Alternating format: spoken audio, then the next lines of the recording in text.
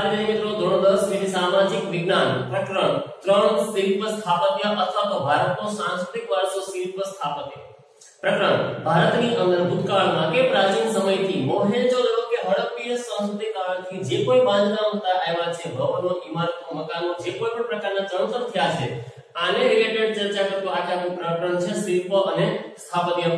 આપણે પ્રકરણની શરૂઆતમાં પ્રથમ મુદ્દો સમજીશું, અભ્યાસ કરીશું એ છે શિલ્પ સ્થાપત્યનો અર્થ. મિત્રો આ પ્રકરણની અંદર તમને અગાઉ કીધું કે મકાનો, ભવનો, ઇમારતો, મંદિર, મસ્જિદ, મહેલ, સ્તૂપ, ચૈત્ય, ગુંબજ, વિહાર, શિલાલેખો વગેરે પ્રકારના બાંધકામ વિશેની માહિતી આપવામાં આવી છે.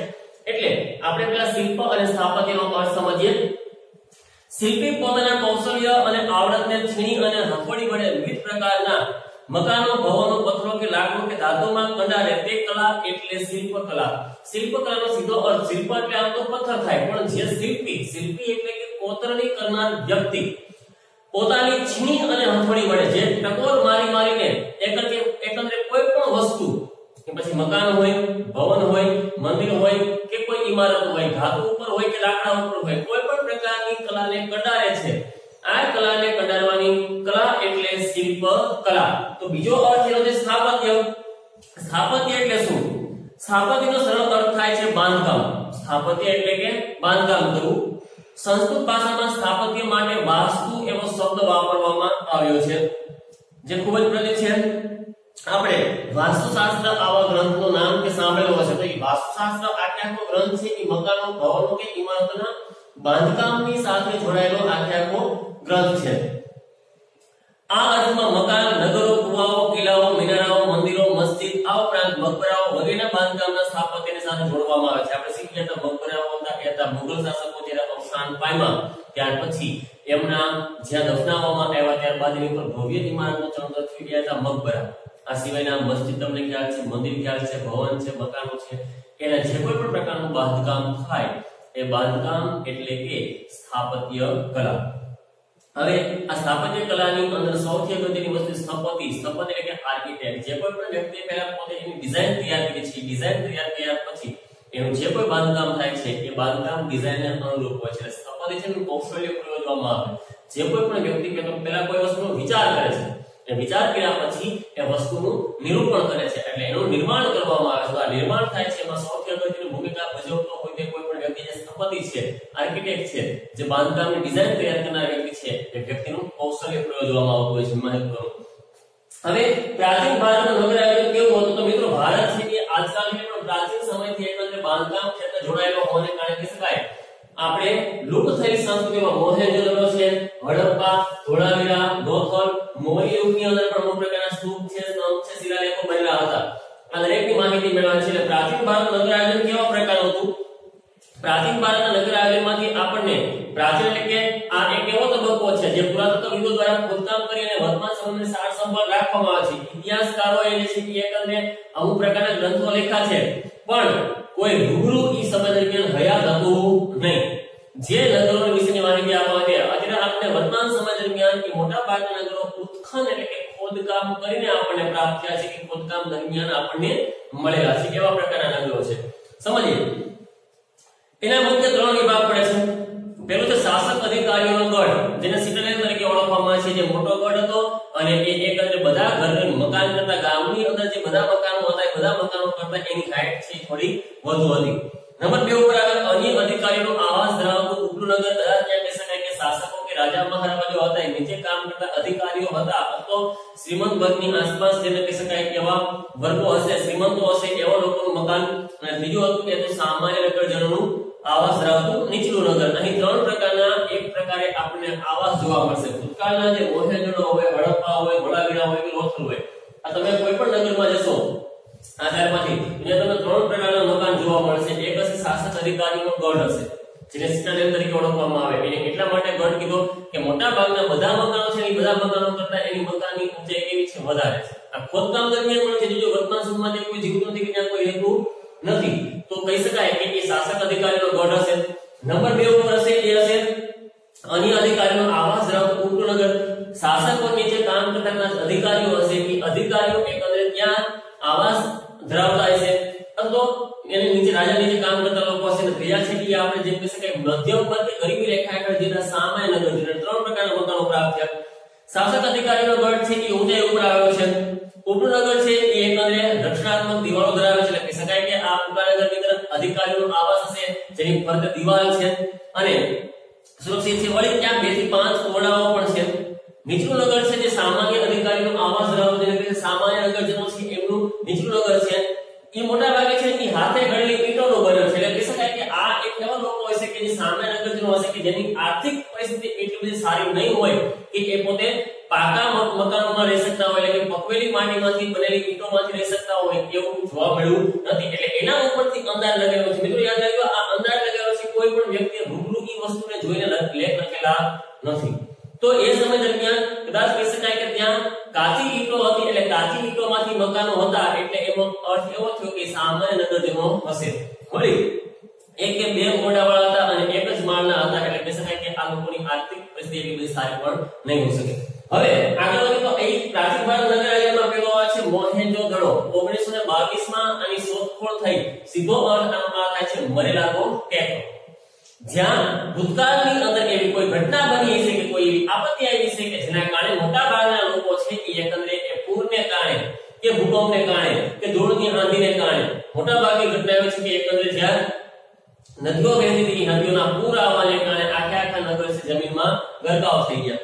તો હવે આ નગરો જે પ્રાપ્ત થયા છે એમાં દરમિયાન ખોદકામ દરમિયાન આપણને જે મળ્યું એમાં મોટા ભાગે છે એ મરેલાનો ટેકરો એવો અર્થ આપવામાં આવ્યો. વર્તમાન સમયમાં પાકિસ્તાનની અંદર આવે છે. યાદ રાખજો મિત્રો, ઈસવીસન 1922 ની અંદર સર જ્હોન માર્શલ અને કર્નલ મેકના માર્ગદર્શક રખાલદાસ બેનર્જી અને દયારામ સહાની નામના ભારતીય પુરાતત્વવિદોના પાકિસ્તાનમાં લારકાન જિલ્લાની અંદર મોહેંજો-દડોમાં ખોદકામ દરમિયાન વિશાળ એવી એક નગર સભ્યતાના અવશેષો મળી આવ્યા અને નામ આપવામાં આવ્યું મોહેંજો-દડો, અર્થાત મરેલાનો ટેકરો.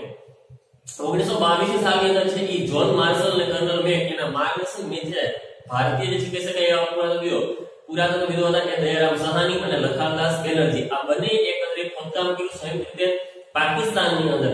પાકિસ્તાનના લારકાન જિલ્લામાં, વર્તમાન સમયમાં લારકાન જિલ્લાની અંદર આવે છે, ત્યાં એકત્રે ખોદકામ કર્યું અને ખોદકામ કરતા આખું વિશાળ સભ્યતા ધરાવતું નગર સભ્યતા હતી, એટલે કહી શકાય કે અહીંયા ગામ હશે એવું આખું ગામ મળી આવેલું. એનો અર્થ આપવામાં આવ્યો મોહેંજો-દડો અને મોહેંજો-દડોનો અર્થ થાય છે મરેલાનો ટેકરો. મિત્રો આ મોહેંજો-દડોમાં હતું શું? પેલું આવે છે નગર રચના. મોહેંજો-દડો એ નગર આયોજન દ્રષ્ટિએ શ્રેષ્ઠ હતું. એનું નગર, એનું બાંધકામ, નગર એટલે કે શહેર, તો એ નગર કે શહેરનું બાંધકામ કેમ થયું છે જોજો. તો પૂર અને ભેજથી બચવા માટે થઈને આ પ્રકારના મકાનો છે એ એકંદરે ઊંચા ઓટલા ઉપર પેલા બાંધવામાં આવતા, પ્લીન્થ બાંધવામાં આવતી. પ્લીન્થ બાંધવામાં એટલે કે મીન્સ કે વર્તમાન સમયમાં આપણે કોઈ મકાન બનાવીએ એટલે એક જમીનમાં પાયો હોય, પાયાની ઉપર આપણે પ્લીન્થ ચડી છે, પ્લીન્થની વચ્ચે આપણે ભરતી ભરીએ છીએ, પછી એની ઉપર ટાઇલ્સ લાદી નાખીએ છીએ અને એની ઉપર દિવાલનું ચણતર કરીએ છીએ. સેમ આ વસ્તુ એ લોકો પણ એવી કરતા કે માની લો કે નદીઓના પૂર ગામમાં ઘૂસી જાય તો કદાચ મકાનમાં પાણી પણ ભરી જાય, આવો પ્રશ્ન થાય, એટલે ઊંચો ઓટલો પેલા બનાવવામાં આવતો. વળી મકાનના પાયાને ભેજથી બચાવવા માટે કે મકાનની દિવાલોને ભેજથી બચાવવા માટે પેલા એકંદરે ઊંડો પાયો ખોદવામાં આવતો, એની ઉપર ઊંચી પાળી કરવામાં આવતી, એની ઉપર મકાન બનાવવામાં આવતા. એટલે મકાન છે એ પેલા તો પ્લીન્થ બાંધીને બનાવતા. શ્રીમંતના મકાન હતા 2 માળવાળા અને 5 થી 7 રૂમવાળા હતા. સામાન્ય નગરજનો હતા એના મકાન હતા એ હતા 1 માળના અને 2 થી 3 ઓરડાવાળા હતા. સમગ્ર નગરની ફરતે દિવાલની રચના કરવામાં આવી, એટલે કે કહી શકાય કે એક આ પ્રકારનો કિલ્લો હોય છે. શ્રીમંતો હતા એ 2 થી 5 ઓરડાવાળા મકાન હતા અને 2 થી 3 માળના મકાન હતા. સામાન્ય નગરજનોના મકાન 1-2 માળના હતા અને 2 થી 3 ઓરડાવાળા હતા. વળી ફરતે દિવાલો પણ કરવામાં આવેલી હતી. વળી અગત્યની બાબત એક એ હતી કે રસ્તાઓ છે ને, રસ્તાઓની વચ્ચે એકંદરે મકાનોમાં જે દરવાજો હતો એ રસ્તાની ઉપર ન પડતો પણ અંદરની સાઈડ ગલીઓમાં રાખવામાં આવતો. આવું અનુમાન એવું લગાવ્યું હશે, ઇતિહાસકારોએ લગાવ્યું છે કે કદાચ બાહ્ય આક્રમણ થાય, દુશ્મનો ગામની અંદર ઘૂસી આવેલા હોય તો મેઇન રોડ ઉપર વધારે પ્રમાણમાં એ લોકો હોય છે ડાયરેક્ટ ઘરમાં ન ઘૂસી જાય, એટલે રસ્તાઓ અંદરની સાઈડ રાખેલા છે. ઘણા મતદાતા એવા પણ છે કે જે તે સમય દરમિયાન વ્યાપારી બાબતોમાં એ લોકો ગાડા કે અમુક પ્રકારના છે કે ઊંટ ગાડીઓ, બળદ ગાડીઓ હશે કે ઘોડા ગાડી હશે, એને ટ્રાફિક ન થાય એટલે કદાચ રસ્તાઓ પર વધુ પ્રમાણમાં ટ્રાફિક ન થાય એના કારણે અંદરની સાઈડની બધી વસ્તુનો માલ સામાન ઉતારવામાં સરળ રહે એટલા માટે રાખેલા છે. એટલે મકાનના દરવાજાઓ છે મેઇન રોડ ઉપર નહીં પણ અંદરની સાઈડ ગલીઓમાં પડતા હતા. ગલીઓ પણ ખૂબ જ સાંકડી હતી. હવે બીજું છે રસ્તાઓ. નગરના રસ્તાઓ છે એ મહત્વનું લક્ષણ કહી શકાય.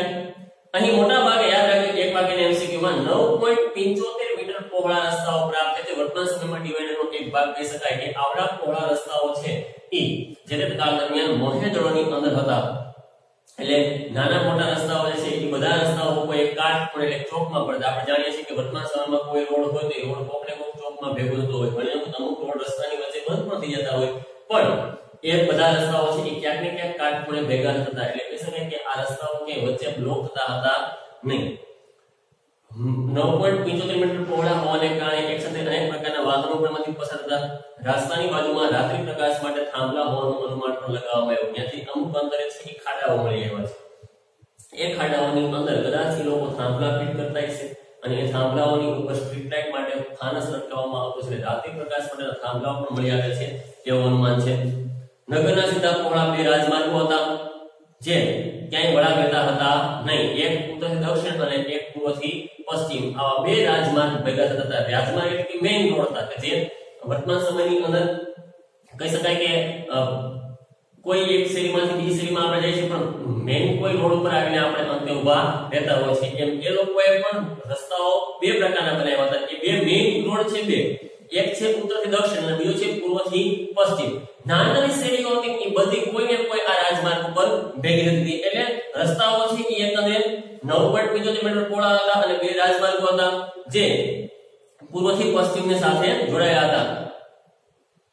ત્રીજું, ગટર યોજના. આ નગર રચનાની વિશેષ લક્ષણ ગટર યોજના છે. અર્થાત કે મકાનની અંદર જે રીતે ગંદકીના નિકાલ માટેની જે વ્યવસ્થા ગોઠવવામાં આવેલી હતી એ અદ્ભુત હતી. મિત્રો આજના સમય દરમિયાન આપણે નગરો અને શહેરોની અંદર ભૂગર્ભ ગટરોની અંદર પાઇપલાઇન આપણે ફિટ કરી રહ્યા છે. હજુ પણ ગામડાઓમાં ભૂગર્ભ ગટરનું કામ કરાવવાનું બાકી છે.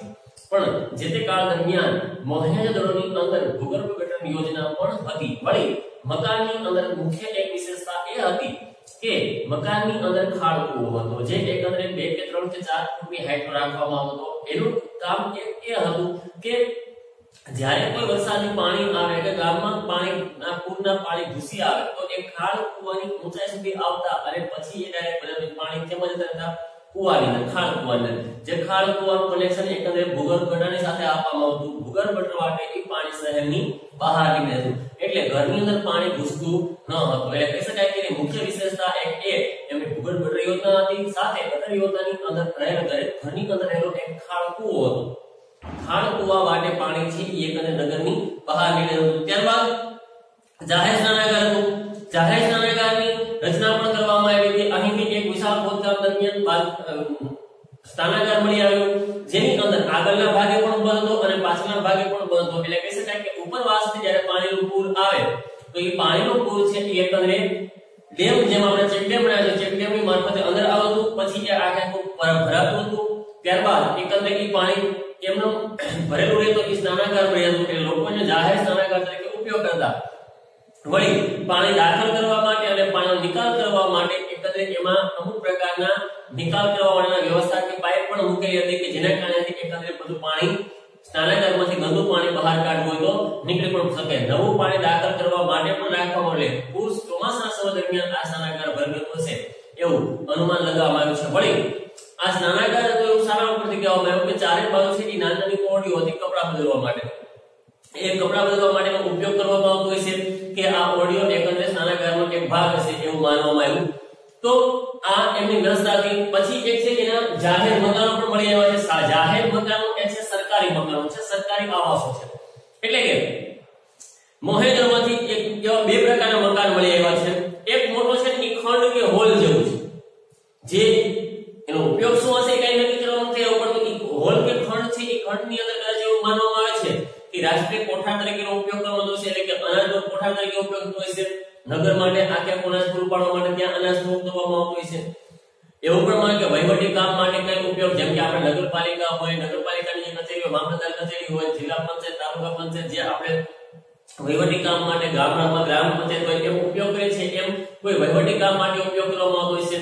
અમુક અનુમાન એવું છે કે આ મનોરંજન માટે ઉપયોગમાં લેવાતી છે. એટલે કે કદાચ ત્યાં અઠપુત્રીના કોઈ ખેલ કરવામાં આવતા હોય, કોઈ નાટકો ભજવવામાં આવતા હોય છે, ત્યારે આખા ગામના લોકો એ જગ્યાએ ભેગા થતા હોય છે અને મનોરંજન માટે ભેગા થઈને એકત્રિત થતા હોય છે એવું અનુમાન લગાવવામાં આવ્યું છે. બીજું મકાન છે એ છે એક જ હરોળની અંદર 20 બેરેક છે, ઓરડીઓ છે નાની નાની.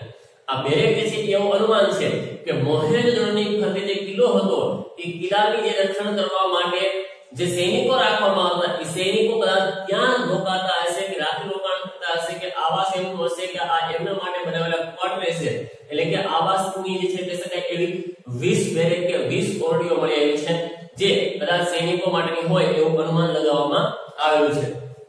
હવે એવી રીતે છે કે આપણે હડપ્પા જે છે એ ખોદકામ દરમિયાન પણ મળી આવ્યું છે. સર જ્હોન માર્શલ અને કરન મેકના વડપણ નીચે 1921 ની અંદર દયારામ સાહાનીએ પંજાબમાં મોટે ગોમડે જિલ્લાની અંદર હડપ્પા સભ્યતાની સંશોધન કરેલું હતું. હિમાલય પ્રદેશમાં એટલે કે હિમાચલ પ્રદેશમાં રોપર, ઉત્તર પ્રદેશમાં મેરઠ જિલ્લામાં આલમગીરપુર, રાજસ્થાનની અંદર આપણે જે ટેરાકોટા માટી માટે પ્રખ્યાત એવું કાલીબંગાન, ગુજરાતમાં ધોળકા તાલુકાની અંદર આવેલું લોથલ હોય, કચ્છની અંદર દેસરપુર અને શિકારપુર, ધોળાવીરા, સૌરાષ્ટ્રની અંદર લીંબડી, રંગપુર, રોજડી, શ્રીનગર પાસે આવે કોટલી બાજુમાં ત્યાં આવેલું, મોરબી પાસે કુંતાસી અને સોમનાથ પ્રવાસવાળા ખાતેથી અમુક પ્રકારના પ્રાચીન અવશેષ સ્થળો મળી આવ્યા છે હડપ્પીય સભ્યતાના હતા એવું અનુમાન છે. મિત્રો જે હું આ નામ બોલ્યો છું બધા નામ અંડરલાઈન કરજો બુકની અંદર, ફેસબુકની અંદર. આ બધા નામ છે એ એક વાક્યમાં પૂછાઈ શકે છે. ધોળકા તાલુકાની અંદર હડપ્પીય સભ્યતાનું સ્થળ કયું છે તો એમાં લોથલ જવાબ આવતો હશે. એટલે મોરબી પાસે કયું સ્થળ આવશે જે પ્રાચીન સમયમાં હડપ્પીય સંસ્કૃતિના અવશેષો મળી આવેલું હોય એવું નગર હતું તેમાં કુંતાસી આવશે. તો આવા જે છે કે કાલીબંગાન રાજસ્થાનમાં આવા આપણે એક વાક્યના પ્રશ્નો પણ એમાંથી તૈયાર કરવાના રહેશે. હવે એમાં પછી આવે છે બીજું છે કે છે ધોળાવીરા. ધોળાવીરાની વાત કરીએ અહીં પણ પ્રશ્ન એક વાક્યના ઘણા બનશે.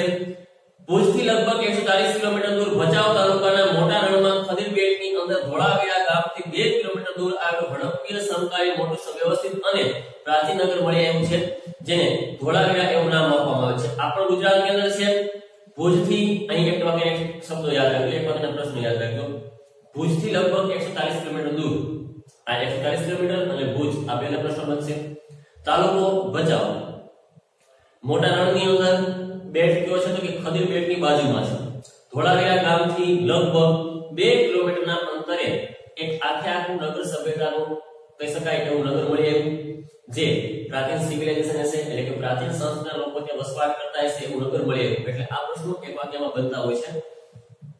ગુજરાત રાજ્ય અને પુરાતત્વ વિભાગે આ ટીમોનું સર્વેક્ષણ કર્યું એટલે કે ટીમ એટલે કે ઉગામ એનું સર્વેક્ષણ કર્યું. એ પછી આર્કિયોલોજીકલ સર્વે ઓફ ઇન્ડિયાના અધિકારીઓએ સંશોધન કર્યું. ઈસવીસન 1900 સાલની અંદર રવિન્દ્રસિંહ બીજના માર્ગદર્શન હેઠળ વિશેષ પ્રમાણમાં ખોદકામ કરવામાં આવ્યું અને ખોદકામ દરમિયાન પ્રાપ્ત થયું આખું નગર પાના નંબર 19 પર તમને એ બુકની અંદર એનું ચિત્ર પણ આપવામાં આવેલું હશે. ધોળાવીરાના કિલ્લો મહેલો તેમજ નગરની મુખ્ય દિવાલોને જે તે કાળ દરમિયાન સફેદ રંગથી રંગવામાં આવતી એવું માનવામાં આવે છે કે સફેદ રંગ એ ઠંડો હોય એટલે કહી શકાય કે કચ્છની અંદર આવેલું છે.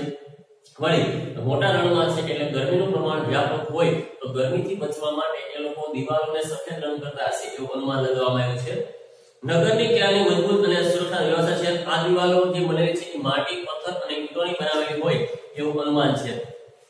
અહીંથી પીવાના પાણી શુદ્ધ ગળાઈને આવે તેવી વ્યવસ્થા કરવામાં આવી હતી એટલે કે શુદ્ધ પાણી ગળાઈને અંદર આવે અને એ શુદ્ધ પાણીનો ઉપયોગ કરી શકાય. જેમ કે પ્રાચીન સમયની અંદર આપણે નદીઓમાં લોકો જ્યારે કુવાઓ કે ન હતા ત્યારે નદીઓને પાણી ભરવા જતા પણ નદીઓની અંદર પાણી ભરતા ત્યારે નદીમાંથી પાણી ડાયરેક્ટ ન ભરતા.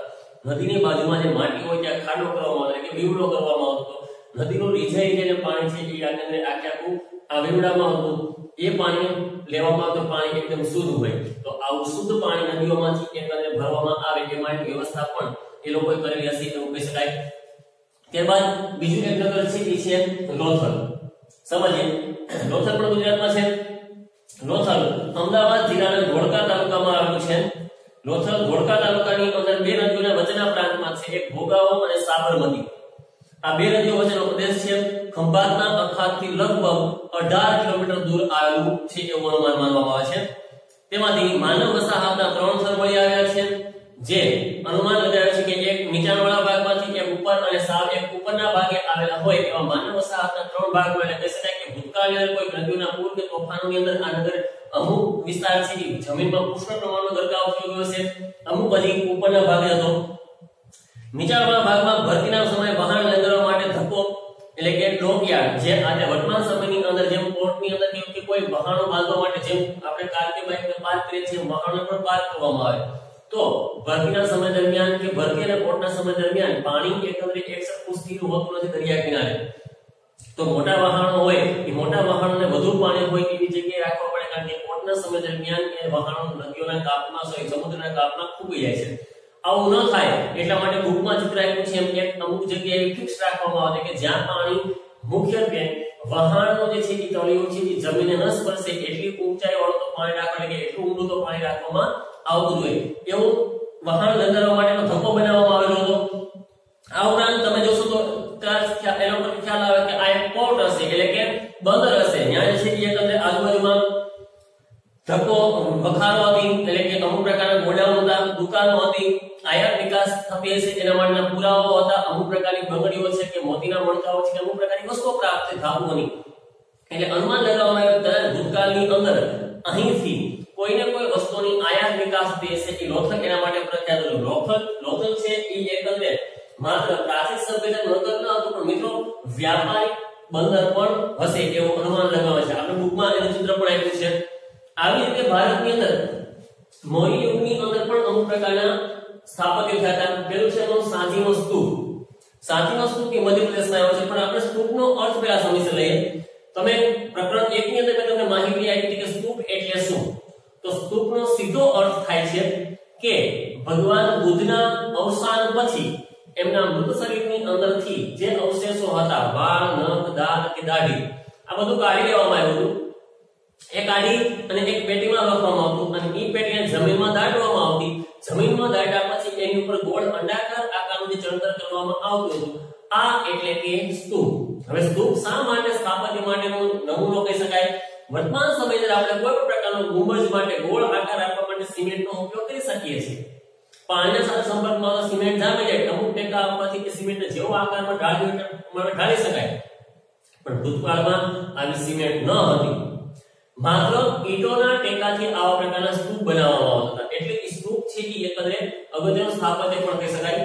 તો સ્તૂપનો અર્થ યાદ રાખજો, ભગવાન બુદ્ધના અવસાન પછી એના મૃત શરીરમાં રહેલા અવશેષો છે એ ગોળ આકારના કેસરી એક પેટીમાં રાખી અને જમીનમાં દાટી એની ઉપર ગોળ અંડાકાર આકારનું કે ઘટાકાર આકારનું જે ચણતર કરવામાં આવતું એ એટલે કે સ્તૂપ.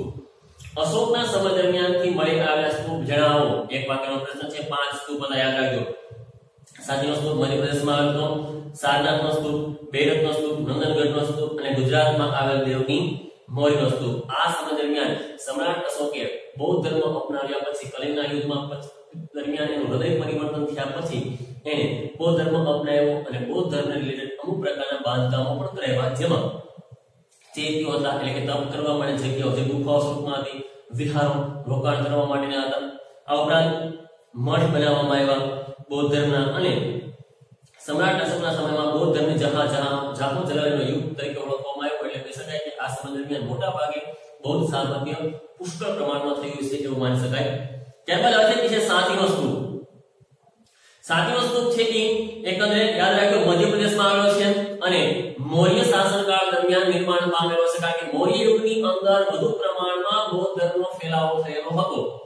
સાંચીનો અસલ સ્તૂપ ઈંટોનો બનાવેલો હતો, તે હાલના સ્તૂપ કરતા કદમાં અડધો હતો. આ બૌદ્ધ સ્તૂપ સ્થાપત્યકલાનો અમૂલ્ય નમૂનો કહી શકાય કે એકંદરે આની સાથે બીજા કોઈ સ્તૂપો જોડી શકાય નહીં એવા પ્રકારનો છે. બુકમાં પેજ નંબર 20 ની અંદર આનું ચિત્ર આપ્યું છે અને કદાચ આપણે જે છે એ ચલણી નોટોની અંદર 20 ની નોટમાં પણ આનું એક શિલ્પ મૂકવામાં ચલણી નોટની અંદર પણ આનું ચિત્ર મૂકવામાં આવેલું છે. આ કે આખો સ્તૂપ છે ઈંટોનો બનેલો હતો, એટલે ઈંટોનો બનેલો હોવાને કારણે મેં તમને કીધું કે અમૂલ્ય છે, કારણ કે મેં સિમેન્ટથી કોઈ બને તો બનાવી શકાય પણ ઈંટોથી એકંદરે ગોળાકાર કેમ આપવો, આ એક અગત્યનો પ્રશ્ન બનેલો છે. એટલે એ પણ અગત્યના પ્રશ્નને દૂર જે છે એને સાથે જોડાયેલો હોવાથી આ અમૂલ્ય નમૂનો કહી શકાય, કારણ કે આને આકાર આપવો એ ખૂબ જ અઘરી વસ્તુ કહી શકાય. એવી રીતે સ્તંભલેખો બનવાની પરંપરા પણ ભારતમાં શરૂ થઈ ચૂકી હતી, જેમાં પહેલો છે એ છે સારનાથનો સ્તંભ. ભારતની શિલ્પકલાનો શ્રેષ્ઠમાં શ્રેષ્ઠ નમૂનો છે એ છે સારનાથનો સ્તંભ છે મિત્રો, યાદ રાખજો. હવે આ પ્રશ્ન પણ પૂછવામાં આવે એક વાક્યના કારણ કે હું જે તમને પ્રશ્ન આપું છું એ બધા એક વાક્યના પ્રશ્નો છે, યાદ રાખજો. અહીં શિલ્પકલાનો શ્રેષ્ઠમાં શ્રેષ્ઠ નમૂનો પૂછ્યો તો એ કયો છે? તો એ છે સારનાથનો સ્તંભ છે. આ સ્તંભની ટોચ ઉપર પરસ્પર અટકીને 4 સિંહોની આકૃતિ છે. હવે આ 4 સિંહોની આકૃતિને આપણે ભારતીય રાષ્ટ્રીય મુદ્રામાં સ્થાનાંતરિત, તમને ખ્યાલ છે ભારતનું રાષ્ટ્રચિહ્ન છે એ 4 સિંહોની આકૃતિ પણ દ્રશ્ય થાય છે આપણે 3, એક પાછળની સાઈડ છે. હકીકતમાં એ સ્તંભની ઉપર 4 સિંહોની આકૃતિ છે. સારનાથ ભગવાન બુદ્ધના ઉપદેશનું સ્થાન હોવાથી સારનાથની અંદર એકંદરે આ પ્રકારના સ્તંભ બનાવવામાં આવ્યા. 4 સિંહોની આકૃતિ પણ આપવામાં આવી. સ્થાન હોય સિંહોની નીચે ચારે બાજુ ધર્મચક્ર અંકિત કરવામાં આવ્યા. આ ધર્મચક્રમાંથી કદાચ કહી શકાય કે આપણે અશોક ચક્રનો પણ ઉલ્લેખ કરીએ છીએ. ભારતના રાષ્ટ્રધ્વજમાં પણ સ્થાન આપવામાં આવ્યું છે. એ ચક્ર ધર્મનો વિજય હોવાથી ધર્મચક્ર તરીકે પણ ઓળખી શકાય. આપણે ખ્યાલ છે કે આ ચક્રની અંદર 24 આરાઓ છે. 24 આરાઓ ભારત 24 કલાક પ્રગતિ કરી રહ્યો છે એવું દ્રશ્ય થાય છે, આપણને અનુભૂતિ કરાવે છે. નીચે સ્તંભની બાજુની અંદર છે કે બળદ, ઘોડા, હાથી એવા પ્રકારની શિલ્પકૃતિઓ પણ મૂકી છે. પ્રજાસત્તાક ભારતના રાષ્ટ્રીય ધ્વજમાં આ ચક્રને આપણે સ્થાન આપી ચૂક્યા છીએ.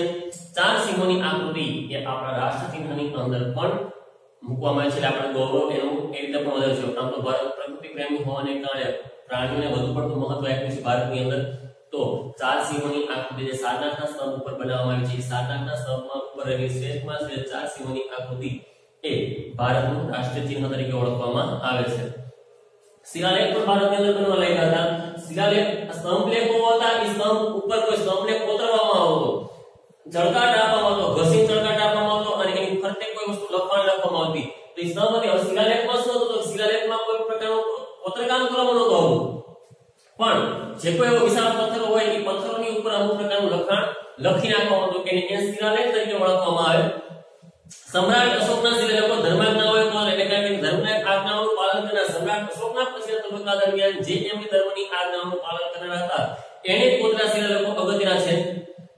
કાષ્ઠ શિલ્પ, પાષાણ શિલ્પ વગેરે સ્થાપત્ય કલાના ઉત્તમ નમૂનાની પ્રતીક કરાવે છે. કાષ્ઠ શિલ્પો જે હતા ને મિત્રો લાકડા ઉપર કોતરકામ કરવામાં આવતું અને કોઈ ધાર્મિક બાબતોનો ઉપદેશ આવતો પરંતુ કોઈ માહિતી આવતું. એવી રીતે છે પાષાણ એટલે કે પથ્થર ઉપર. તમને ખ્યાલ છે જૂનાગઢની અંદર આવેલો અશોકનો શિલાલેખ, આ જૂનાગઢની અંદર જે પથ્થરને કોતરીને આખેકો એકંદર એમાં લખાણ લખવામાં આવ્યું છે. લાકડાઓ અને પથ્થરની વાડ બનાવી દરવાજા પર સુંદર તોરણો કોતરવામાં આવતા. તોરણ એટલે કે પ્રવેશ દ્વાર જે ધર્મના આચરણ ઉપર ભાર મૂકે છે. આ શિલાલેખો પેશાવર પાકિસ્તાનની અંદર છે, દેહરાદૂન ભારતની અંદર છે, ઉત્તરાખંડમાં આવે, થાણા, મુંબઈ, ધોલી અને જોગડા. થાણા અને મુંબઈ મહારાષ્ટ્રમાં છે. આ ઉપરાંત જોગડા છે કે ઓડિશામાં છે, તમિલનાડુમાં ચેન્નઈ. આ ભારતની અંદર છે કે ઉત્તર, દક્ષિણ, પૂર્વ, પશ્ચિમ મોટા ભાગે ભારતના 4 પ્રાંતની અંદર અમુક પ્રકારના શિલાલેખ જોવા મળ્યા. આમ શા માટે કહ્યું કે આખા ભારતમાં શિલાલેખો જોવા મળ્યા? તો ભૂતકાળની અંદર આ એક તબક્કો એવો હતો મૌર્યકાલીન યુગ કે એ સમય દરમિયાન બૌદ્ધ ધર્મનો પ્રભાવ ભારતમાં પુષ્કળ હતો. એટલે આખા ભારતભરની અંદર તમને આ પ્રકારના શિલ્પો છે, સ્તૂપો છે, ચૈત્ય છે, વિહારો છે, મઠ છે એ બૌદ્ધ ધર્મ રિલેટેડ વધુ પ્રમાણમાં જોવા મળશે. ગુજરાતમાં જૂનાગઢમાં ગિરનાર પર્વત તરફ આપણે જઈએ છીએ ત્યાં એક શિલાલેખ આવે છે જે અશોકનો શિલાલેખ છે. આ ઉપરાંત ગુજરાતની અંદર પાલીતાણા છે કે શેત્રુંજય પર્વત પર જૈન મંદિરો, અમદાવાદના હરતીસિંહના જૈન દેરાસર ઈસવી 1827 માં બન્યા છે, ત્યાં પણ શિલાલેખો આવ્યા છે. જે શિલાલેખો એકંદરે સંસ્કૃત અને ગુજરાતી ભાષામાં કોતરાવીને મૂકવામાં આવ્યા છે. વર્તમાન સમયમાં એનો અનુવાદ કરવામાં આવ્યો છે. એટલે આપણે જે તે કાળ દરમિયાન એ લોકો જે જીવન જીવતા એ જીવનની માહિતી મેળવી શકીએ છીએ. આજે આપણે અહીં સુધી રાખીએ છીએ. વધુ આપણે ત્યાર પછીના તબક્કામાં સ્ટાર્ટ કરીશું દક્ષિણ ભારતીય દ્રવિડ શૈલીથી. મિત્રો યાદ રાખજો આ પ્રકરણ છે. આ પ્રકરણની અંદરથી અહીં એક વાક્યના પ્રશ્નો અનેક બનતા છે. ખાસ કરીને છે કે મૌર્યકાલીન કલાના જે છે 3 મુદ્દાઓ મેં તમને સમજાવ્યા છે. એ મુદ્દાઓમાંથી એક વાક્યના પ્રશ્નો વધુ બનતા થશે. અહીં આપણે ફેસબુકની અંદર 3 પ્રશ્નો લખવાના છે આજે. મોહેંજો-દડો નગર આયોજન જણાવો. પ્રાચીન ભારતનું નગર આયોજન જણાવો. આ 2 ગુણનો પ્રશ્ન બનશે. પછી બીજો પ્રશ્ન આવશે મોહેંજો-દડો નગર આયોજન જણાવો. એ પણ પ્રશ્ન એ 4 ગુણમાં બનશે. ત્યારબાદ ત્રીજો પ્રશ્ન આવશે ધોળાવીરા વિશે માહિતી આપો. 2 માર્કમાં બનશે. ત્યારબાદનો પ્રશ્ન બનશે લોથલ વિશે માહિતી આપો. 2 માર્ક. તો કુલ 4 પ્રશ્નો છે કે આપણે ફેસબુકમાં લખવાના છે. એક છે પ્રાચીન ભારતના નગર આયોજન વિશે માહિતી આપો, મોહેંજો-દડો નગર આયોજન વિશે માહિતી આપો, ધોળાવીરા વિશે માહિતી આપો અને લોથલ વિશે માહિતી આપો. અહીં તમે આયોજન જણાવો એમ પણ લખી શકો, મોહેંજો-દડો નગર આયોજન જણાવો એમ પણ લખી શકો. તમારી રીતે પ્રશ્ન બનાવી શકો છો. તો આ 4 પ્રશ્ન આપણે ફેસબુક ની અંદર લખવાના છે. આનું એટલે આપણે સમાપ્ત કરીએ છીએ. ધન્યવાદ.